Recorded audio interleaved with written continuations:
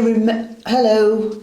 You may remember from the last talk, if you heard it, that Peter and I were talking about the effects of Saturn and Jupiter through Aquarius. We didn't touch much on Jupiter in that part of the pod, so we're going to now talk today more about Jupiter. Certainly at the beginning of the year, Saturn and Jupiter were conjunct. Saturn and Jupiter conjunct always causes what we might call an inhibitive process. And this inhibitive process is about pushing and pulling, shall we, shan't we? Are we stopping? Are we going? That kind of thing. And Peter remarked to me before something which is noteworthy, because he talked about Jupiter and Saturn as freezing, and certainly in January things began to freeze, or they did freeze. Now, it's debatable, but when the planets went retrograde in May and June, there was something of a thawing in that freeze. All in all, Saturn in Aquarius is concerned with transformation of the best sort.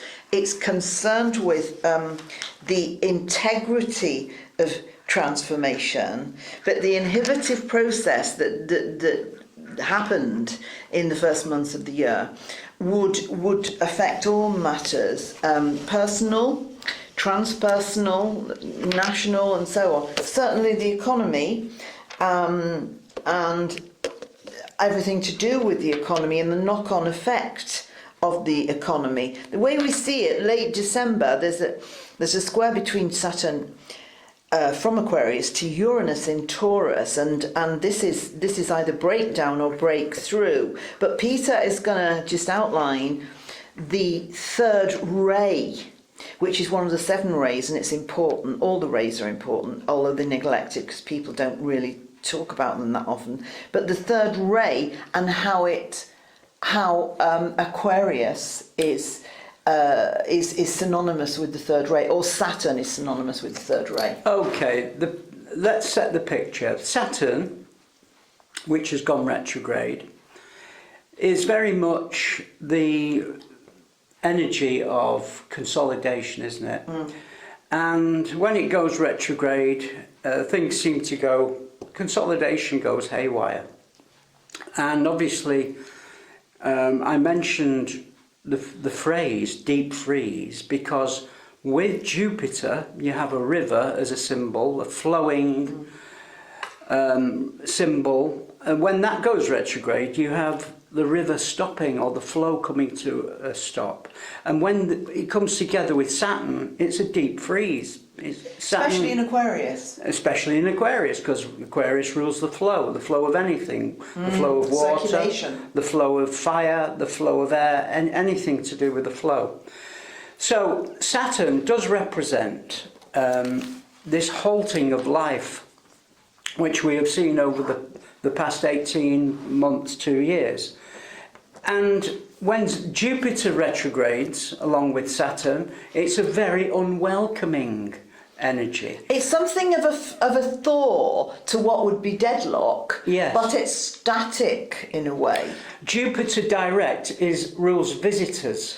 It rules enlargement. It rules greetings, yes, and yes, the well-wishing, yes, of customers. But when it's retrograde, everything goes unwelcoming. The doors close because Saturn rules doors and gates. And interestingly, we know this is paradoxical because we've not got lockdown now, so places are starting to open. But yeah, the knock-on effect from lockdown is horrendous. Places closing, 60% of pubs in the UK not reopening. So we've got the effects of that closure as being a closing down. And this introduces the aspect of life which we refer to as third ray, which is the ray of society in general. So third ray is diversity. Saturn rules the consolidation of diversity and structures, so it brings and people together in infrastructures. Groups, really. And Jupiter would do that, but it's consolidated by this conjunction. I think Saturn gives a permanence to those groups. It gives a security to what would be a combining of energy. Yes. And so the third ray is about social integration, about people coming together, people sharing, people consolidating within a group situation, a social group. And the third ray also brings diversity of structures. Now, what we're seeing, I think, is the end of a cycle and the beginning of another.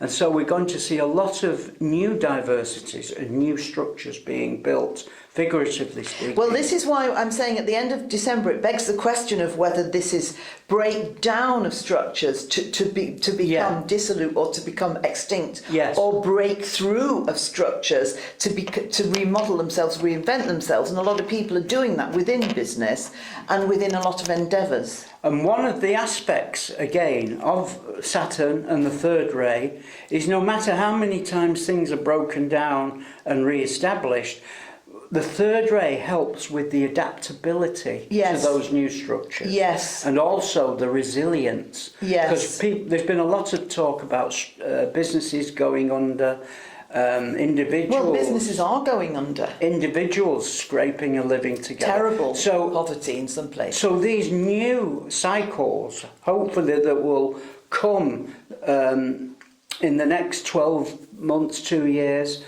will bring some adaptability and resilience to the marketplaces, which is Saturn. Well, you see, we talked about Jupiter. Yes, Jupiter in Aquarius is one tempo, one atmosphere. When Jupiter goes into Pisces for its full transit next year, that's a completely different change of climate. Now, we've seen a trailer, if you like, of that between the middle of May and August of Jupiter in Pisces. But when it leaves Aquarius in that flowing circulatory thing, it has to go into a much more nebulous field, which is fairly unknown. Yes. So Lyn quite rightly said, breaking down of structures. We're going to see entries into new areas of endeavour, economic growth, where we see new areas of endeavour, economic breakdowns to bring through a new regeneration and rejuvenation. Something always has to go in order to be replaced. For something to be birthed, something has to give to come to an end of a cycle. And Uranus goes retrograde in the middle of August. So Uranus is clinging fast to Taurus at the moment, which is good in some ways. Yes. But it's still in that process of taking down, dismantling. Yes. Now, when it's already retro. We're making this at the end of August, so which we're in now. Yeah, that's what I'm saying. So we're at the end of August. It went retrograde about 10 days ago, and so that taking down process should have seen its denouement. It should have seen its. We've seen the worst of things to be broken down. It's gone through its nadir. Yes, but it remains at that same degree until about the 4th of October, and it's shortly after that Jupiter goes direct, and before that Saturn will go direct. So from that taking down process, we then have a grip and a stability. That's like saying, well, the dust has settled and we can see what we're dealing with. With rejuvenated markets and a new economy springing, the third ray and Saturn helps this prolific period of new growth. Isn't the third ray active intelligence as well? It's active intelligence. So I see this as people's intelligence, intelligent information is getting going, getting active. It's adaptability. Yes. Yeah, it's adapting to new cycles and being resilient. It's interesting to note as well, one of the things about Jupiter and Saturn, in Aquarius. Aquarius rules circulation, the circulatory system, the skin, the blood circulation. Now, I heard the other day on the news they're short of blood. Not surprising the way things have been going, but there's a shortage of blood plasma. Well, it's a freezing of the flow. A freezing of the flow, definitely, of the circulation, of the very heart of. We've heard a lot about what makes us human. Supplies, the flow of things coming to a halt. We've now threatened with food shortages, and transport problems, which keeps that connectivity going.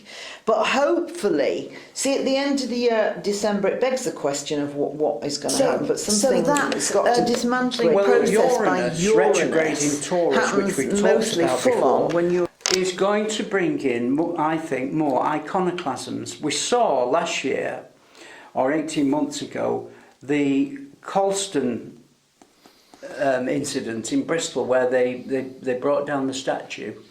Yes. And threw it in the harbour. Do you remember that? No. That was a symbol of iconoclasm. Coming down. The tearing down of idols. Of the old And period. certainly there are a lot of We're going to see more of unveiling now. this. Yes. And when that Uranus goes square with Saturn in late December, Lyn, yeah, that could herald a new cycle it's trying to make the square rebellion. before. Yes, I mean, because you can't rule out rebellion with Uranus, certainly, and in Aquarius, the sign of the individual and the collective individuals with rebellious spirit. We look at the climate change people here. And don't forget, it's in Taurus, which is the voice of freedom, the voice of rebellion. Exactly. See, that square will back off. I mean, Saturn will marginally overtake Uranus in December and January after this square. So we look at more. Firstly, I thought, well, we look at traditional stuff with Saturn, but what we look at is integrity. So the greatest integrity should hold fast. Yeah. And Uranus is direct in the middle of January again. It's direct, so it's done its.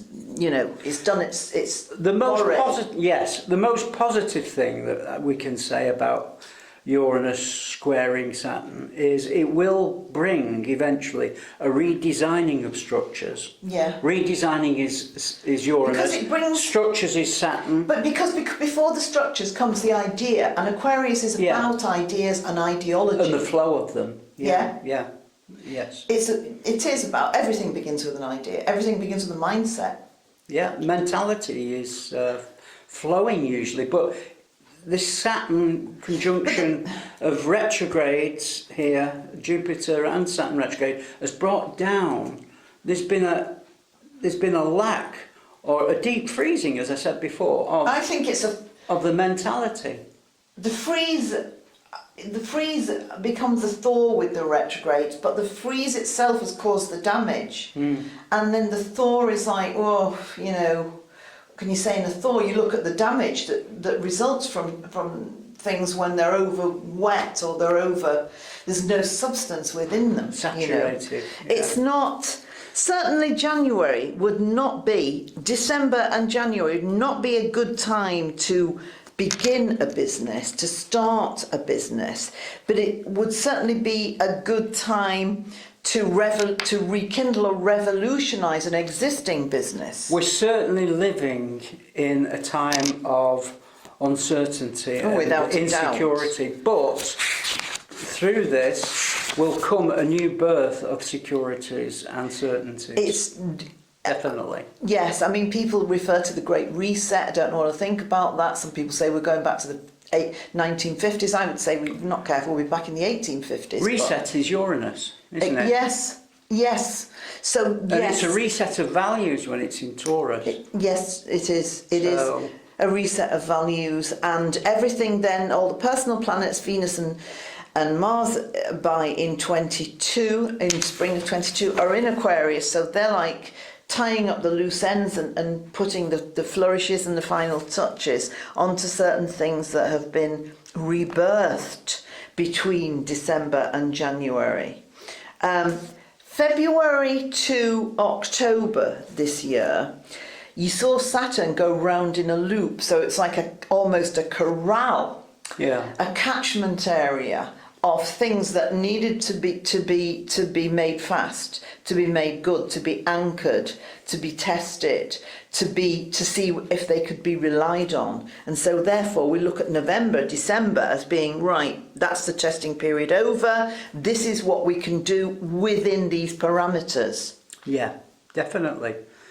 I think we're going to have a harsh winter ahead weather-wise, because I was walking past the mountain ash tree the other day and it was profuse with berries. Now when you see that, the birds have of an opportunity to fatten up. So in more ways than one, we're going to have a harsh winter, I think. Oh well, I mean the weather. Yeah, if there's lots to be said about that. Figuratively speaking, and actually. Yeah. Well, that's all. But that remains to be seen. Yes. Thank you for joining us. Join us next time.